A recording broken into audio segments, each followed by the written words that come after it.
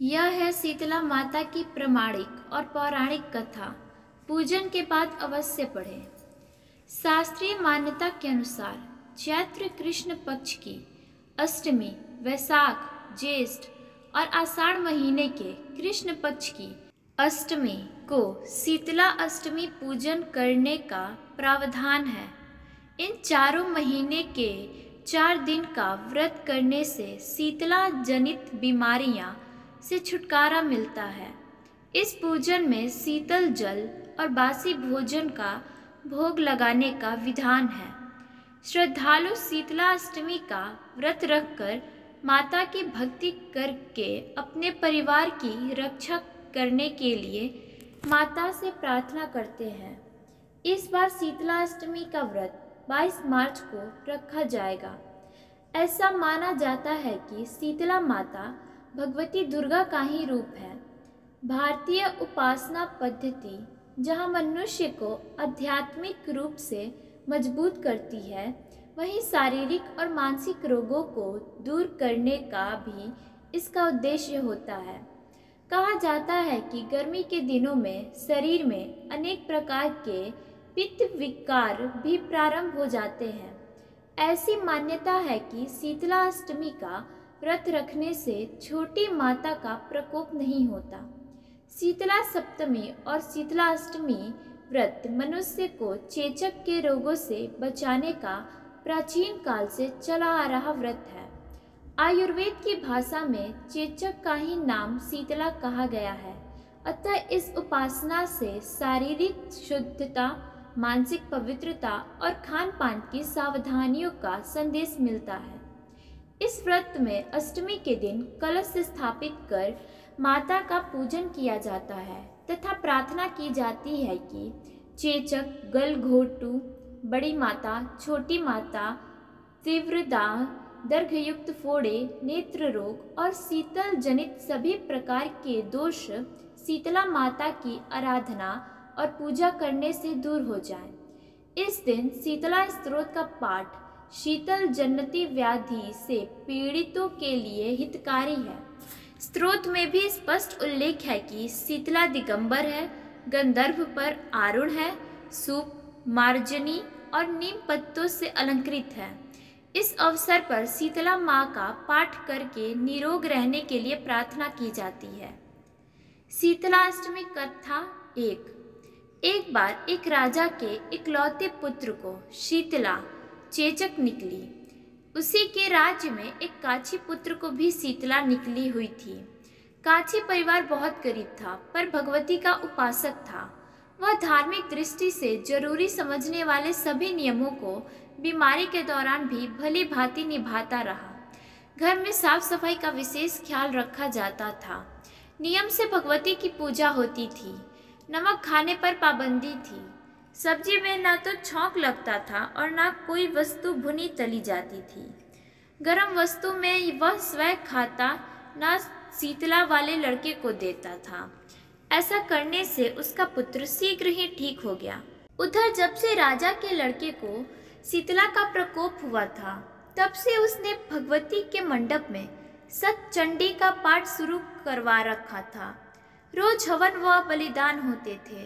राजपुरोहित भी सदा भगवती के पूजन में निमग्न रहते। राजमहल में रोज कड़ाही चढ़ती, विविध प्रकार के गरम स्वादिष्ट भोजन बनते। सब्जी के साथ कई प्रकार के मांस भी पकते थे। इसका परिणाम यह होता कि उन लजीज भोजनों के गंध से राजकुमार का मन मचल उठता। वह भोजन के लिए जिद करता। एक तो राजा पुत्र और दूसरा इकलौता। इस कारण उसकी अनुचित जिद भी पूरी कर दी जाती। इस पर शीतला का कोप घटने के बजाय बढ़ने लगा। शीतला के साथ साथ उसे बड़े बड़े फोड़े भी निकलने लगे, जिनमें खुजली व जलन अधिक होती थी। शीतला की शांति के लिए राजा जितने भी उपाय करता, शीतला का प्रकोप उतना ही बढ़ता जाता। क्योंकि अज्ञानतावश राजा के यहाँ सभी कार्य उल्टे हो रहे थे, इससे राजा और अधिक परेशान हो उठा। उसकी समझ में नहीं आ रहा था कि इतना सब होने के बाद भी शीतला का प्रकोप शांत क्यों नहीं हो रहा। एक दिन राजा के गुप्तचरों ने उन्हें बताया कि काछी पुत्र को भी शीतला निकली थी, पर वह बिल्कुल ठीक हो गया है। यह जानकर राजा सोच में पड़ गए कि मैं शीतला की इतनी सेवा कर रहा हूँ, पूजा व अनुष्ठान में कोई कमी नहीं, पर मेरा पुत्र अधिक रोगी होता जा रहा है, जबकि काछी पुत्र बिना सेवा पूजा के ही ठीक हो गया। इसी सोच में उसे नींद आ गई।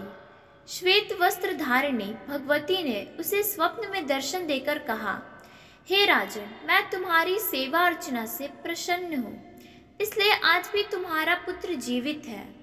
इसके ठीक न होने का कारण यह है कि तुमने शीतला के समय पालन करने योग्य नियमों का उल्लंघन किया। तुम्हें ऐसी हालत में नमक का प्रयोग बंद कर देना चाहिए। नमक से रोगी के फोड़ों में खुजली होती है। घर के सब्जियों में छौंक नहीं लगाना चाहिए, क्योंकि इसकी गंध से रोगी का मन उन वस्तुओं को खाने के लिए ललचता है। रोगी का किसी के पास आना जाना मना है, क्योंकि यह रोग औरों को भी होने का भय रहता है। अतः इन नियमों का पालन कर तेरा पुत्र अवश्य ही ठीक हो जाएगा। विधि समझाकर देवी अंतर्ध्यान हो गई।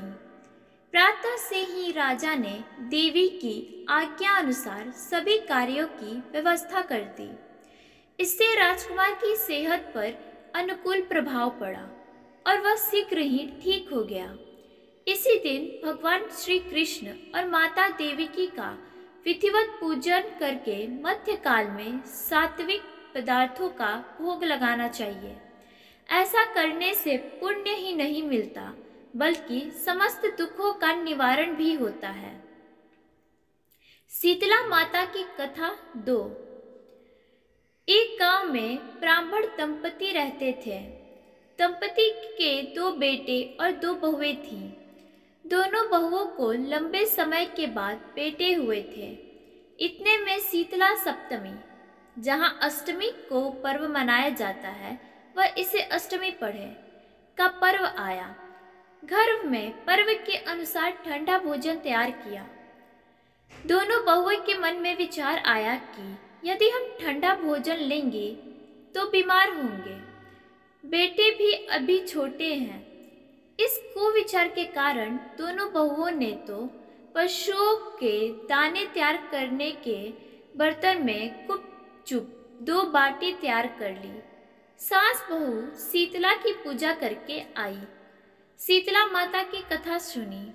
बाद में सास ने शीतला माता के भजन करने के लिए बैठ गई। दोनों बहुएं बच्चे रोने का बहाना बनाकर घर आई। दाने के बर्तन से गरम गरम रोटला निकाले, चूरमा किया और पेट भरकर खा लिया। सास ने घर आने पर बहुओं से भोजन करने के लिए कहा। बहुएं ठंडा भोजन करने का दिखावा करके घर काम में लग गईं। सास ने कहा, बच्चा कब के सो गए हैं, उन्हें जगाकर भोजन करा लो। बहुएं जैसे ही अपने अपने बेटों को जगाने गईं, तो उन्होंने उन्हें मृत पाया। ऐसा बहुओं की करतूतों के फलस्वरूप शीतला माता के प्रकोप से हुआ था। बहुएं विवश हो गईं। सास ने घटना जानी तो बहुओं से झगड़ने लगी। सास बोली कि तुम दोनों ने अपने बेटों की बदौलत शीतला माता की अवहेलना की है, इसलिए अपने घर से निकल जाओ और बेटों को जिंदा स्वस्थ लेकर ही घर में पैर रखना। अपने मृत बेटों को टोकरे में सुलाकर दोनों बहुएं घर से निकल पड़ी। जाते जाते रास्ते में एक जीर्ण वृक्ष आया। यह खेजड़ी का वृक्ष था। इसके नीचे ओरी और शीतला दोनों बहनें बैठी थीं। दोनों के बालों में विपुल प्रमाण में जू थी। बहुओं ने थकान का अनुभव भी किया था। दोनों बहुएं ओरी और शीतला के पास आकर बैठ गईं। उन दोनों ने शीतला ओरी के बालों से खूब सारी जू निकाली। जूओं का नाश होने से ओरी और शीतला ने अपने मस्तक में शीतलता का अनुभव किया। कहा, तुम दोनों ने हमारे मस्तक को शीतल ठंड किया है, वैसे ही तुम्हें पेट की शांति मिले। दोनों बहुएं एक साथ बोली कि पेट का दिया हुआ ही लेकर हम मारी मारी भटकती है, परंतु शीतला माता के दर्शन हुए नहीं हैं।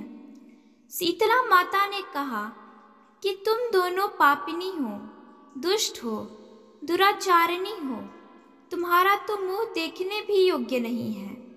शीतला सप्तमी के दिन ठंडा भोजन करने के बदले तुम दोनों ने गर्म भोजन कर लिया था। यह सुनते ही बहुओं ने शीतला माता जी को पहचान लिया।